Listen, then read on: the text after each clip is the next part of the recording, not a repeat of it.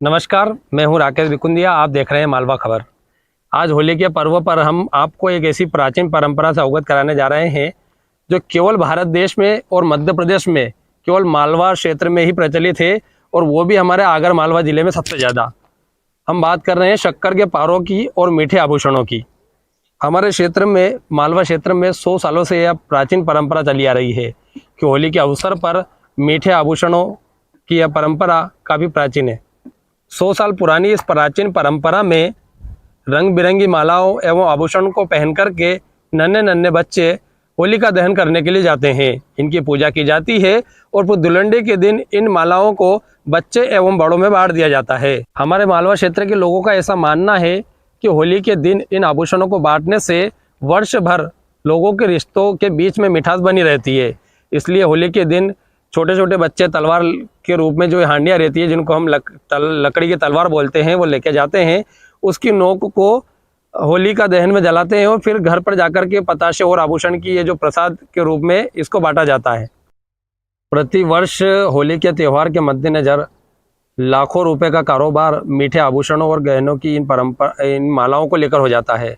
सुसनेर समेत आगर मालवा जिले के सभी नगरों में ग्रामीण अंचल के लोग इनकी बड़े चाव के साथ खरीदारी करते हैं और क्विंटलों से इनकी खरीदारी होती है।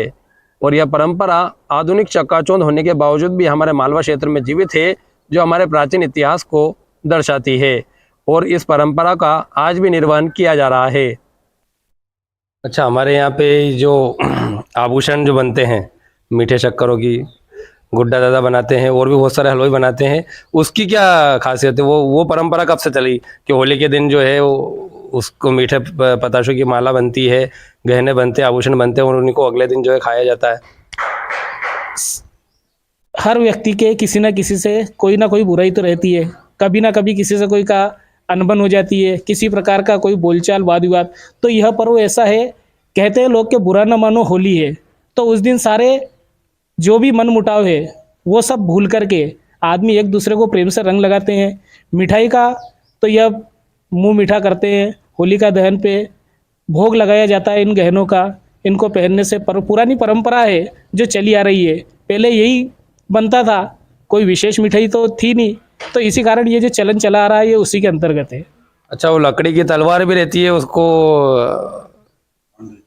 खांडी बोलते हैं। हाँ, उसका क्या सिस्टम? उसका यही जो प्रहलाद के लिए पहला प्रहार किया गया था, इसीलिए उसको जला करके लाया जाता है, लकड़ी को। हाँ। तो ये थे हमारे साथ गोविंद जी शर्मा, जिन्होंने होलिका दहन पर जो असमंजस बन रहा था उसको लेकर बताया। अब हमारे साथ सुसनेर के समाज सेवी गुड्डा दादा छतरी वाला है, जो वर्षों से मीठे गहने और आभूषण बनाते आ रहे हैं।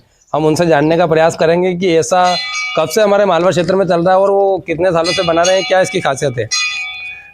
ये चलन कभी से चला आ रहा है, हमारे दादा बाबा परदादा चला आ रहा है। कम से कम 100-150 साल से चला आ रहा है ये कार्यक्रम।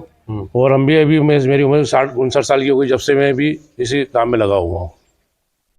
नहीं, तो ये हमारे मालवा क्षेत्र में प्राचीन परंपरा है, क्यों चल रही है, इसका क्या कारण है? ये बुजुर्ग लोग बना कर चल रही है, खाली अपने मालवा क्षेत्र में है परंपरा, और कहीं भी नहीं है। कहीं पे भी नहीं है। इससे रिश्तों में मिठास बढ़ती है। और एक त्यौहार है होली का, तो उत्सव मनाते हैं लोग, इसलिए उस कार्यक्रम को करते हैं। तो बहुत बहुत धन्यवाद। होली के पर्व पर, रंगों के त्यौहार पर आप सभी को होली की बहुत बहुत शुभकामनाएं। एक दूसरे के मन मुटाव को होली का प्रेम का रंग लगा करके होली का पर्व मनाएं। इसी के साथ ही अग्रिम शुभकामनाएं। धन्यवाद। बंद कर दो। हाँ।